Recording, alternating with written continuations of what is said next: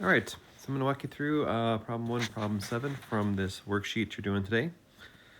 So it says as a translation, or otherwise known as a slide, I'm going to go right 5 units and I'm going to go up 1 unit. So I'm just going to go 1 point at a time. So if I take the G, I'm going to go over 1, 2, 3, 4, 5 to the right and then up 1. That's going to be my new point.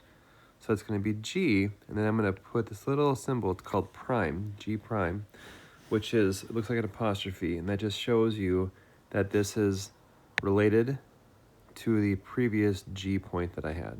Basically, it's just like saying the new G. I do the same thing with the letter T. So I go over 5, I go up 1. So it'd be T prime. And then finally with point B, I go over 5, I go up 1. And here's B prime. Again, with the idea that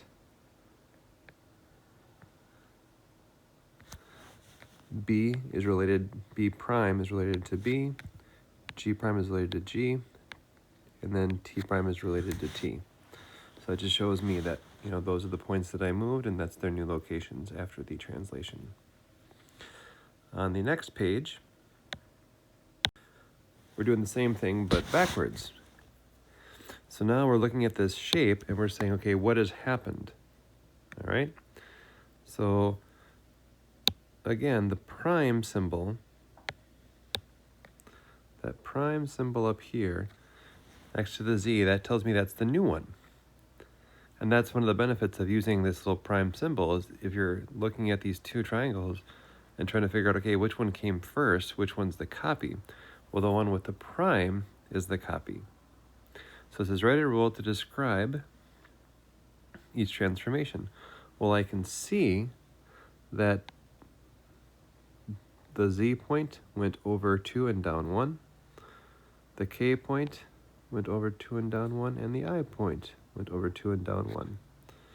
And again, because the blue triangle has the coordinates with the primes on them, it lets me know those are the new ones. So then write the rule. Well, the rule would be that it went 2 units right, and it went 1 unit down. And that's really all there is to it.